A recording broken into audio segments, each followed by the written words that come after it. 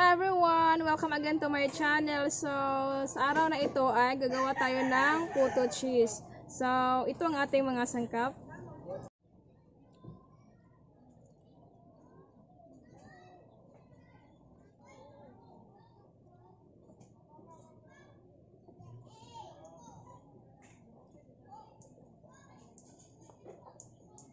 Kailangan natin ng 8 cups of all-purpose flour or 1 kilo of all-purpose flour.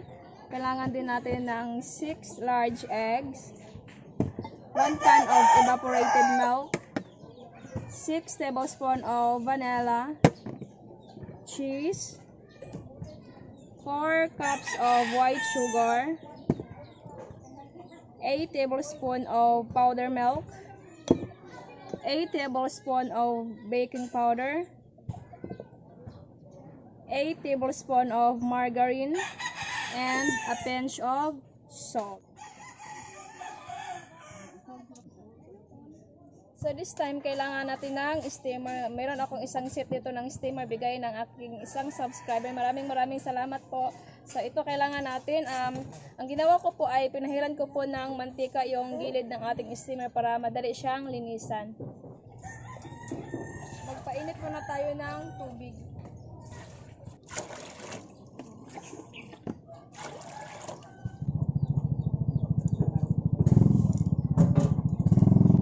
I-mix ko lang ang ating white sugar at saka ang ating all-purpose flour.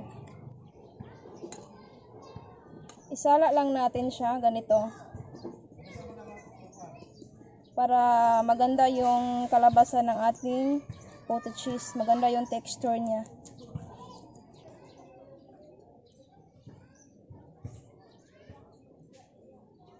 Mix ko din ng ating powdered milk para masala din natin siya.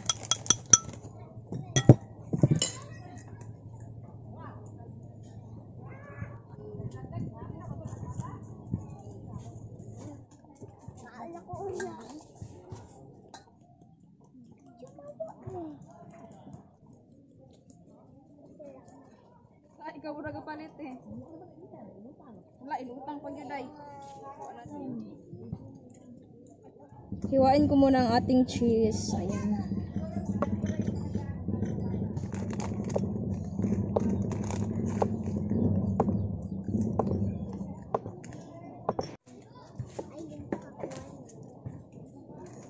Sunod ba? Matay na gano'n kapila. Para ako makupray sa akin.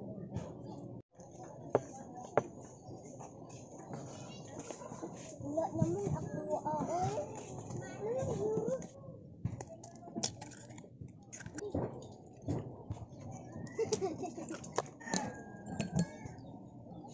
Vanilla. 1, 2, 3, 4, 5, 6, 7, 8.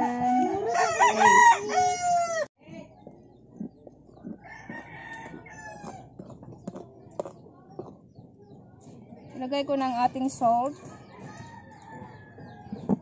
melted na margarine, 8 tablespoons of vanilla, 6 eggs, and evaporated milk.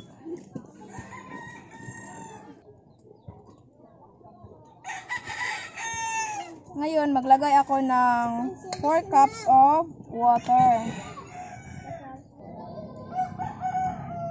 1,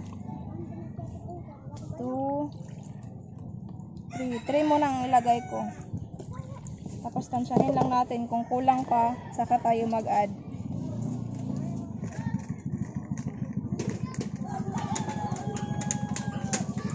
Dagdagan natin ng another 1 cup of water.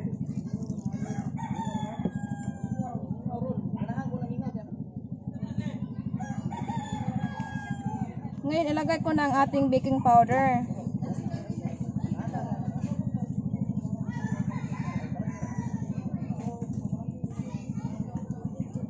Pagkatapos niyang ma-mix, salain ulit natin siya. Transfer natin dito sa ibang bowl.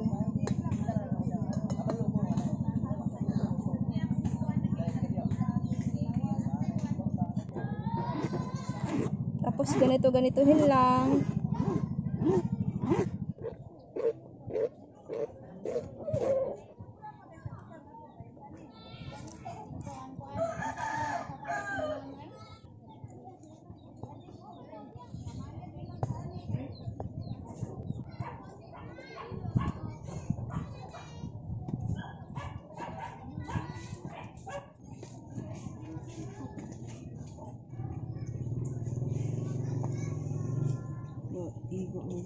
Ilagay ko ng ating cheese sa gitna. So, ito po ang takip ng ating steamer. Nilagyan ko siya ng tela to prevent sa water na malagay sa ating puto cheese. So, ayan.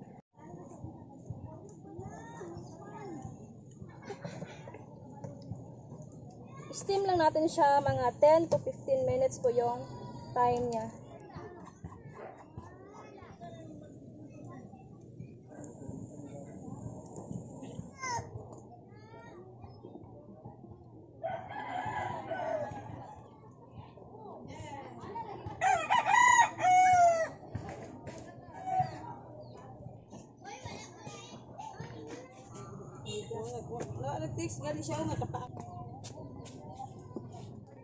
Ayan. Ano, nasa nilibong ang cheese niya.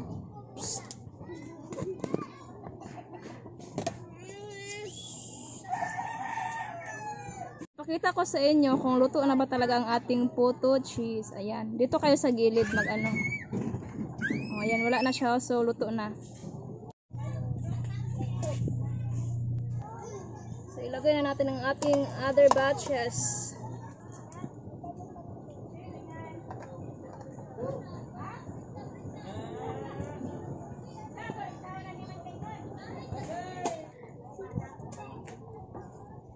Kung gusto niyo po, biyak na biyak yung puto nyo, lakasan nyo yung apoy. Kung gusto niyo naman yung hindi siya bumiyak, mahina lang yung apoy, mga medium lang yung init niya.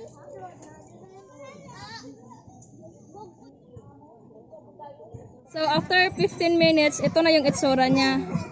Ala, kadagkog liki lame kayo.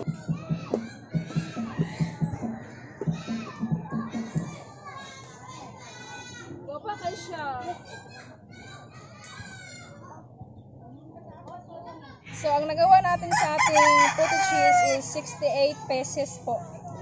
Sa 68. Diba ang dami?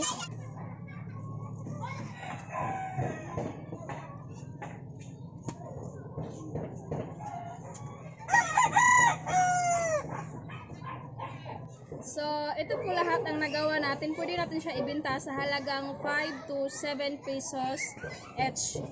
So, ito na siya. Pero in my case, hindi ko siya ibibenta kasi pang libre lang siya sa ano, sa mga bata lang. Salamat. Okay. Salamat. Okay.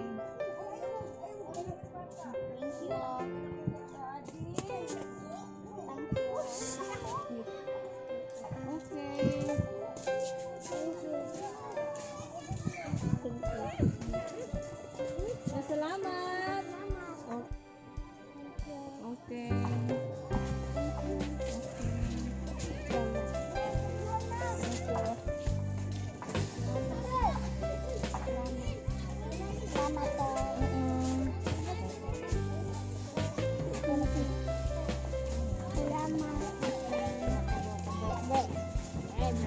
Isa sulte? Okay. Salamat. Salamat.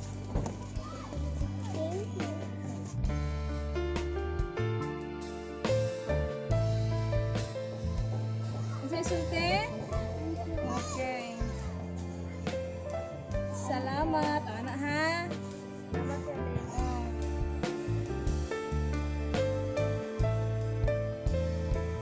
Salamat ulit. Yang sa isulte? Salamat. Okay. Oh, isa ra ka buko, traw, kina ko nga cheese.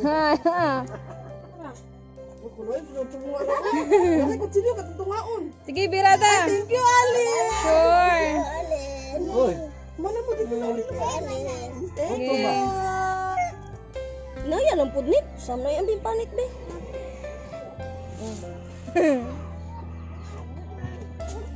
Lami kay Nick. Ako na taga eh. Ay, Manamang ka. Ara pa tayo, mana. Mana din. hala! So ako ang katunga. Adapted ba? Adapted oh. Wala lang. Thank you po, Toy. Thank you po, Toy. Wala thank you, Toy. Wala daro mo to siyang anak. Alin? Bayo, ano sa pa kayo? Kung ano ba makakata? Wala kay siya oh. Ang sarap niya, ang fluffy niya. Karaw na akong alaga oh. Tigpangayo. Sarap. Ito. Subukan niyo po. Ang sarap niya.